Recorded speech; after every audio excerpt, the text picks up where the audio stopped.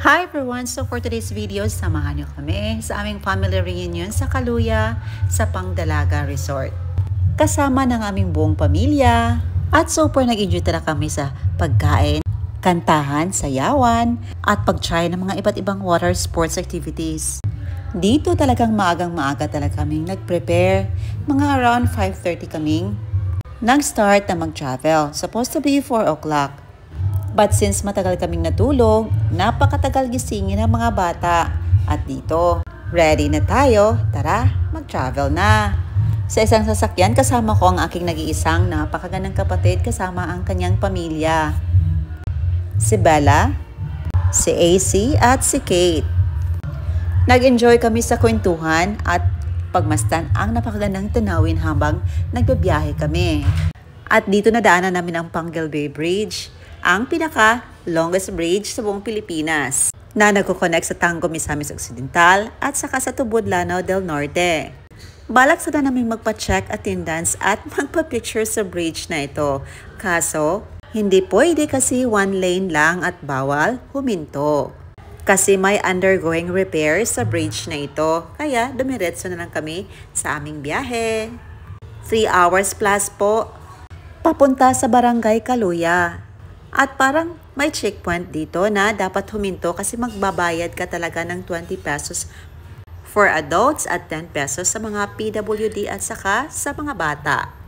At mga ilang minuto lang, nakarating na tayo sa Kaluya Floating Cottages. Isa ito sa mga tourist attraction at dinadayo talaga. May mga seafoods ka ding mabibili. Mga luto na ito, meron ding isda, saging, kamote.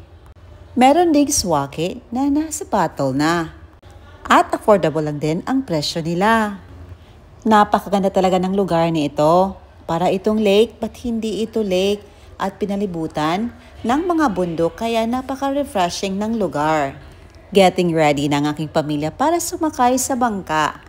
Siyempre, ready na din ang mga bata. Excited na itong mga chikiting na ito na mag-swimming. At syempre yung lingkod, ready na din. But before that, busy talaga sila sa paglagay ng mga sunscreen. Baka masunog ang balat natin. Talagang napaka-importante nito. Pagkatapos ready na sila para sumangkay sa bangka. Mga ilang minuto lang to. At makarating na din tayo sa ating cottage. Since medyo madami-dami kami, hindi kinaya ng isang sakayan lang sa bangka. Mga 2 sakayan kami. At ito yung first batch at kami sa second batch na. Kaya tumambay muna kami sa tabi at nag-enjoy kaming pagmasdan ang magandang paligid. Ito namang aking other half na naka-itim at ang aking gwapong uncle.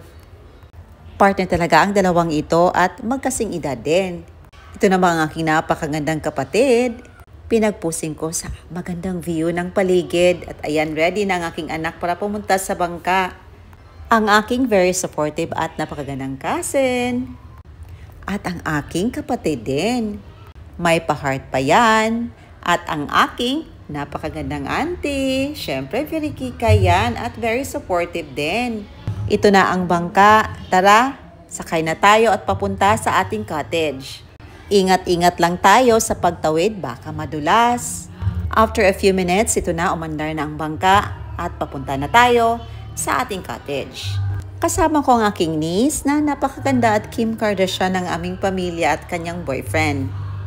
Siyempre ang inyong lingkod, hindi din nagpatalo sa pagkuha ng video kasama ng aking buong pamilya. Malapit na kami sa aming cottage. Ang presyo pala o renta ng cottage nito is around 1,200 pesos.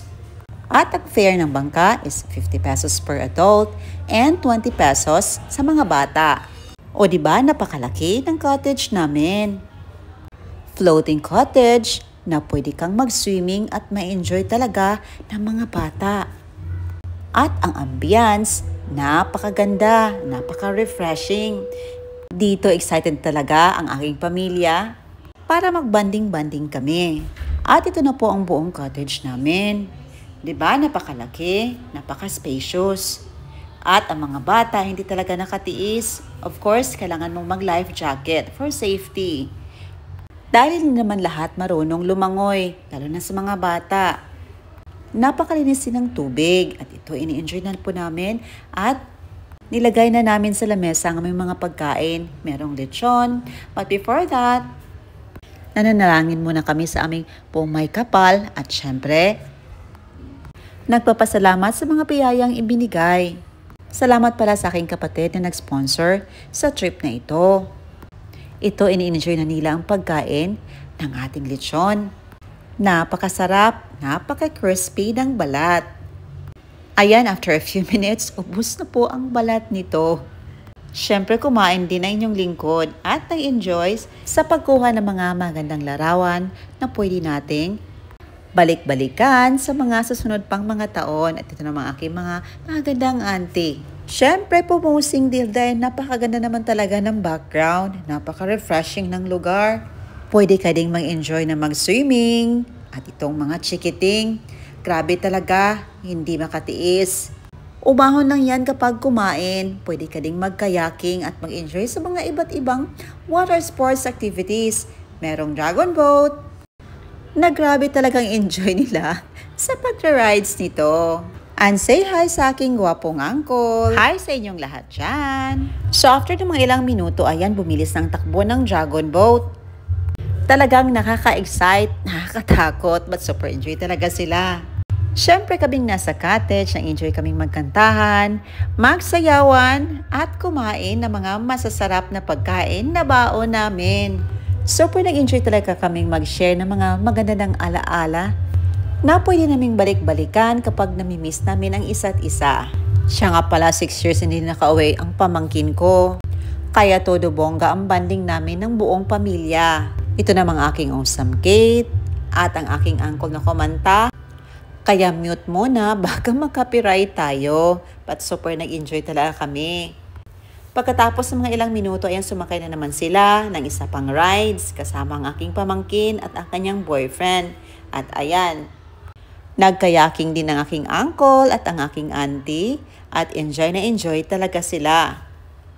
O diba, sulit na sulit talaga ang holiday at bonding ng buong pamilya. At ang highlights talaga dito, ang pagsakay ng iba't ibang water sports activities na nag-i-enjoy ang mga nieces and cousins ko.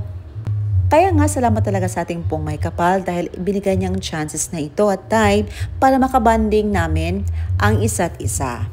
Ika nga, time together as a family is a gift. And the best thing with memory is making them with family. Kaya habang may buhay tayo, mag-enjoy and spend time with your loved ones because life is too short to waste on being depressed and unhappy. Pagbalik namin, nag-enjoy kami dito sa Family Inn Resort. Thank you sa aming sponsor from UK. Ngayon lang po, salamat sa panonood. See you in next family reunion vlog. God bless you all and stay safe everyone. Bye and enjoy!